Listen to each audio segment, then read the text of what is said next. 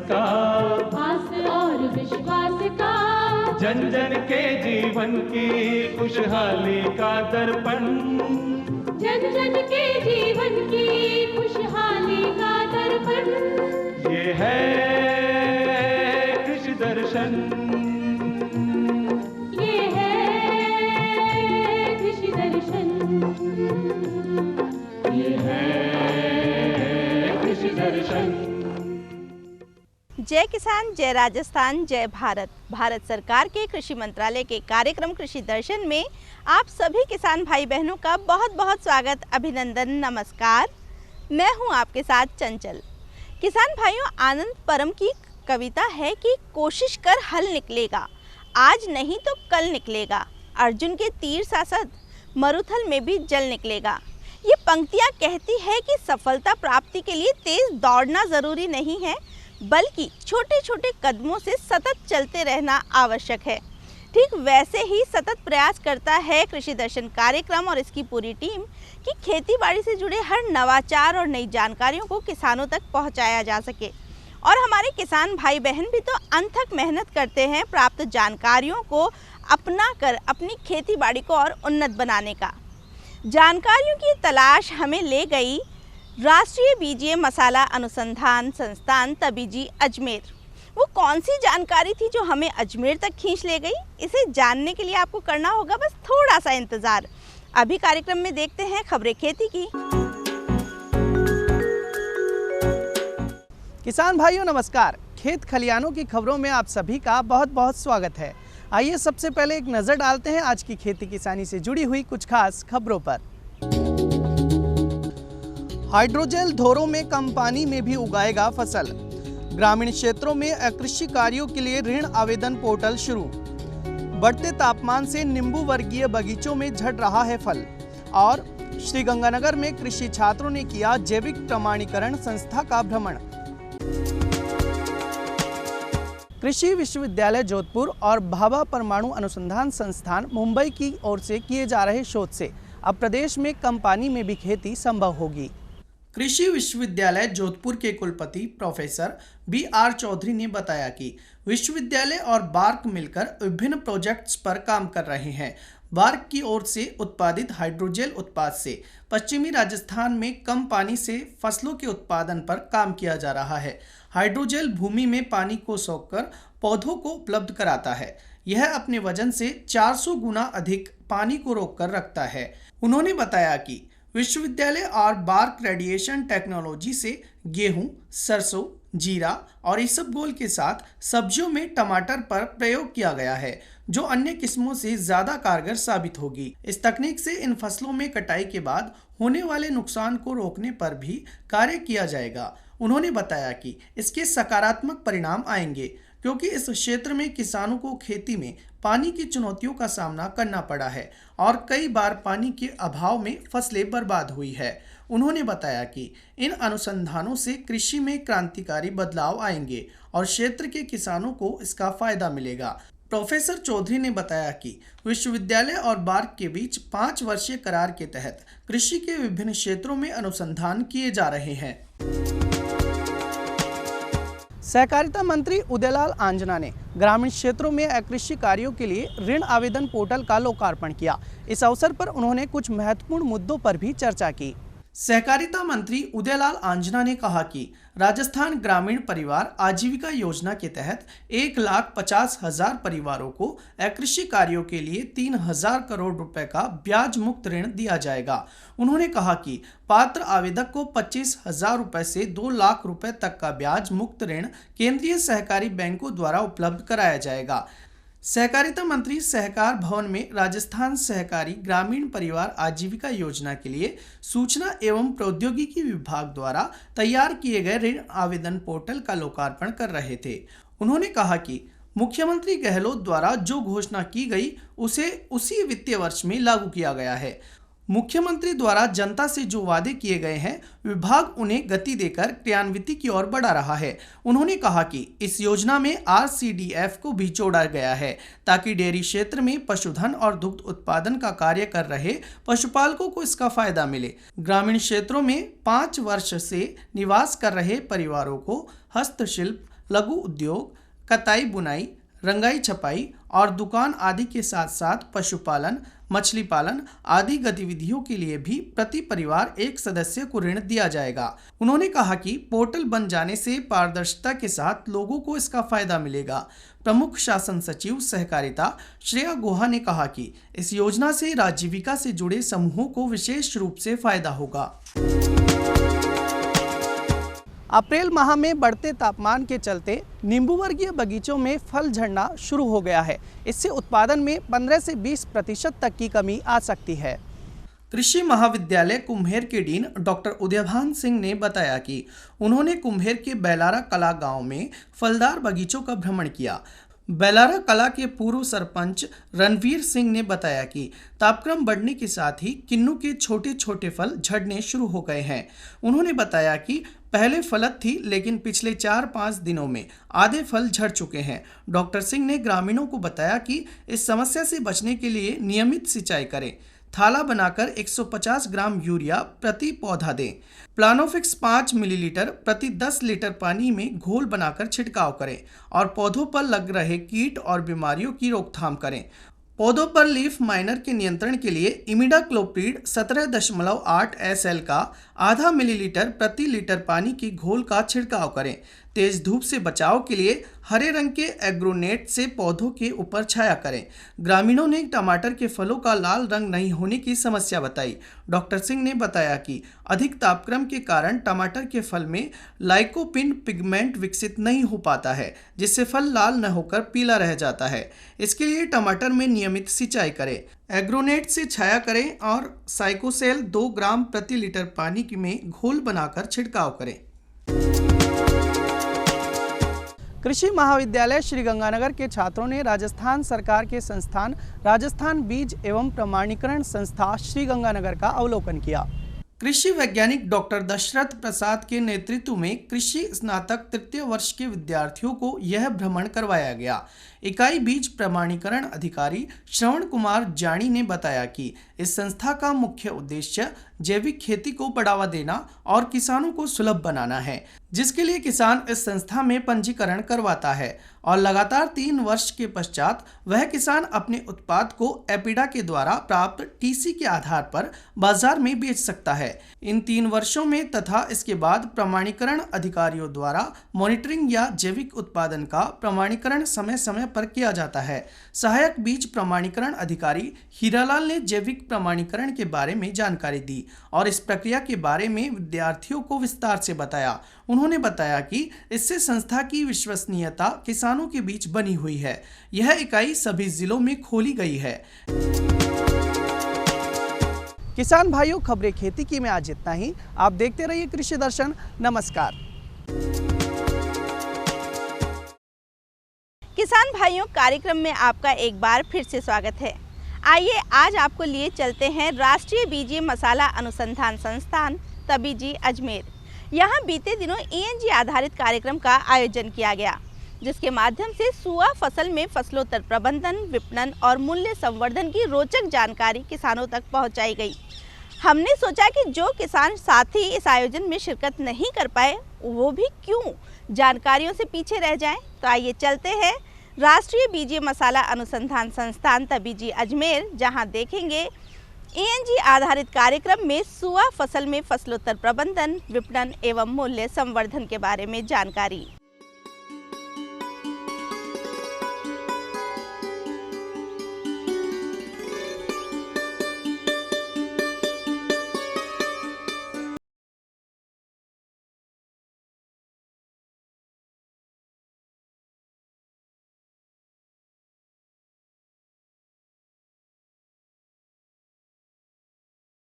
मेरा नाम डॉक्टर अरविंद वर्मा है। मैं वैज्ञानिक हूँ राष्ट्रीय बीजीय मसाला अनुसंधान केंद्र में। पिछले 10 साल से मैं यहाँ पे काम कर रहा हूँ। आज हम जो है सुआ की बात करेंगे। सुआ एक बीजीय मसाला फसल है। इसका मसाले के साथ साथ जो है इसका औषधि में भी बहुत प्रयोग किया जाता है। अगर हम इसके समसामयिक क्रियाओं की बात करें तो अभी जो है सुआ जो है मैच्योरिटी की स्टेज पे पहुँच गया है।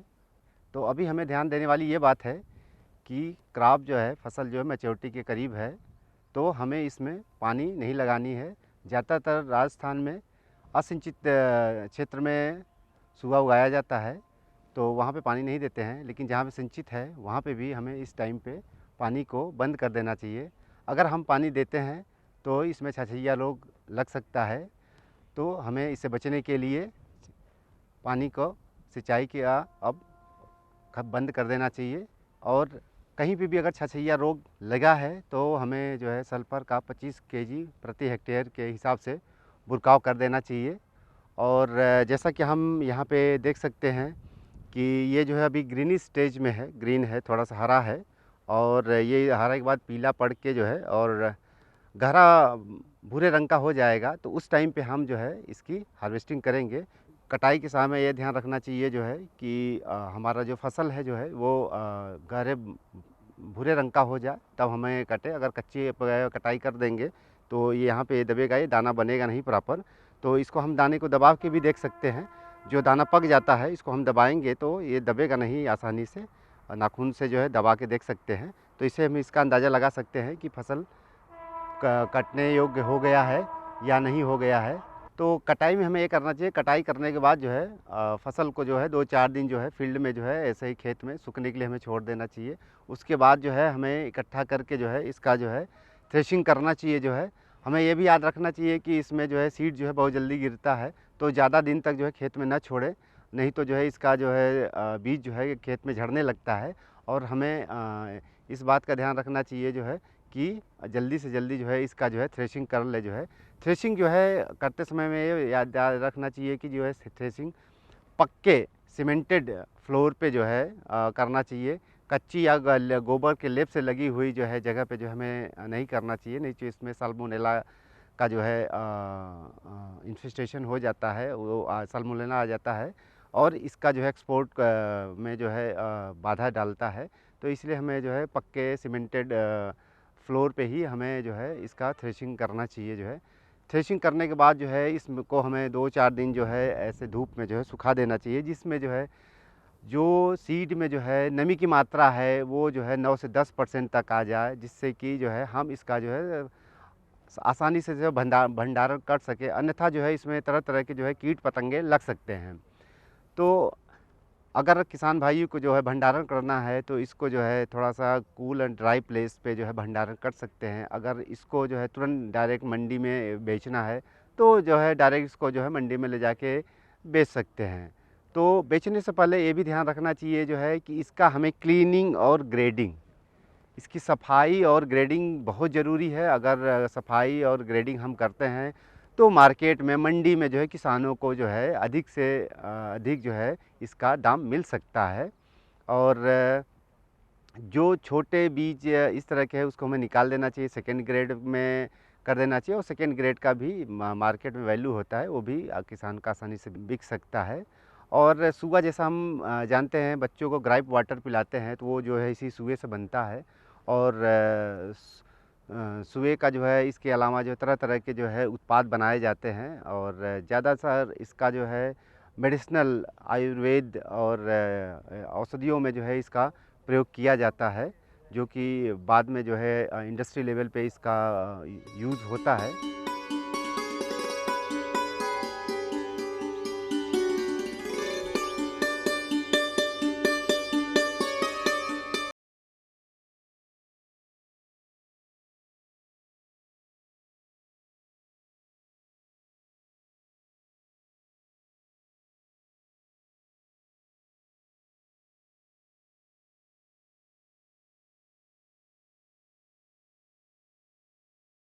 नमस्कार किसान भाइयों, मैं डॉक्टर RS मीना, प्रधान वैज्ञानिक पादप प्रजनन और आनुवंशिकी, राष्ट्रीय बीज एवं मसाला अनुसंधान केंद्र में हैं और आपसे चर्चा करेंगे कि सेलरी क्या होती है। तो सेलरी का आप ये क्रॉप देख रहे हैं।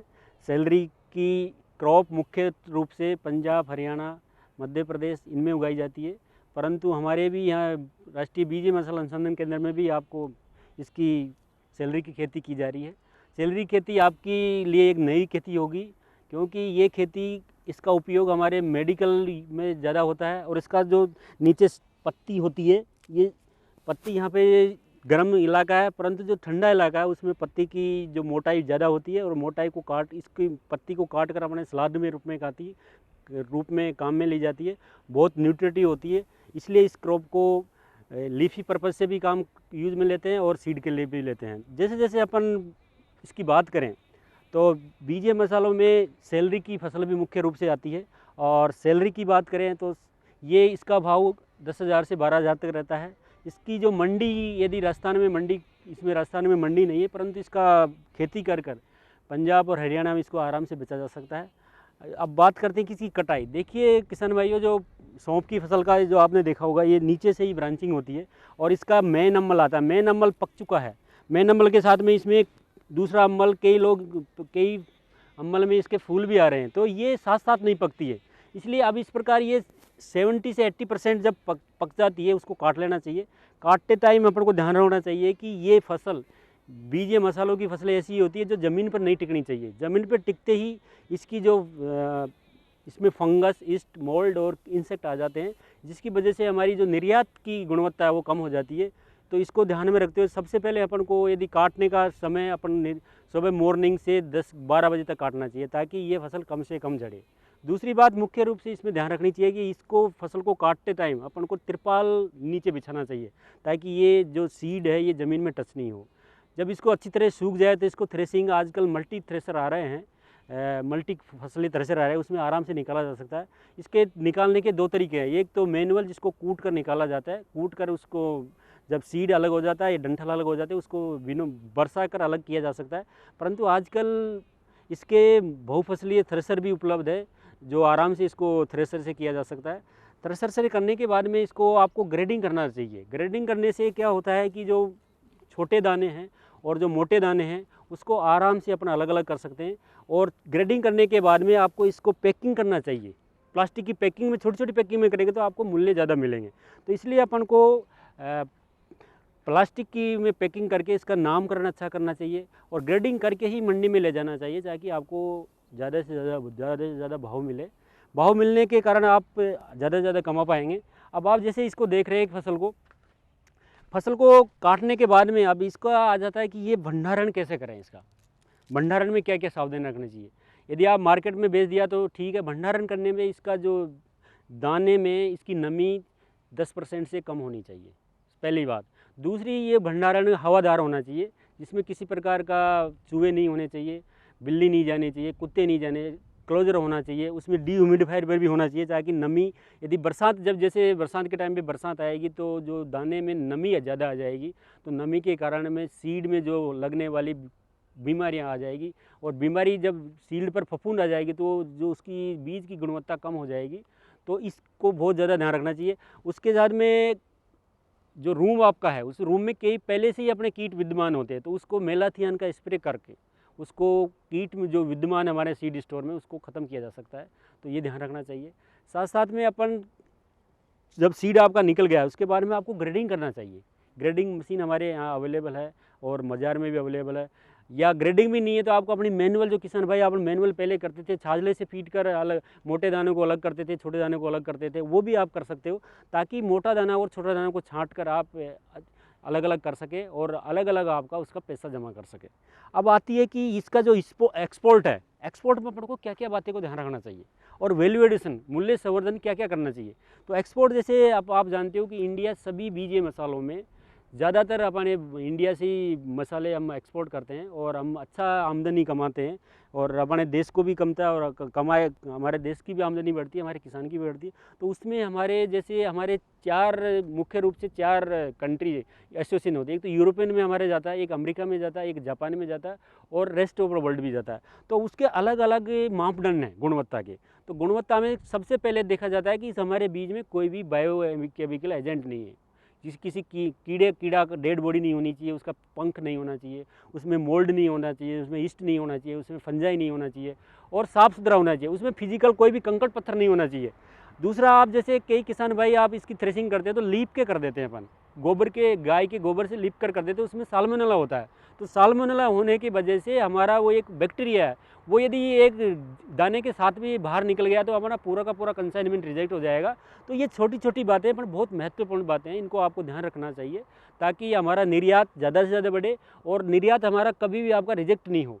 तो उसके बाद में हम आते हैं कि इसका वैल्यू एडिशन क्या कर सकते हैं। इसमें देखो सेलरी साल्ट, ये सेलरी को आप जब खाओगे तो इसमें साल्ट, इसमें जैसे नमक जैसा लगता है, उसको नमक को अलग किया जाता है जो काफ़ी आपके कई बीमारियों में कारगर होता है और बीमारियों में इसको सेलरी साल्ट को उपयोग किया जाता है।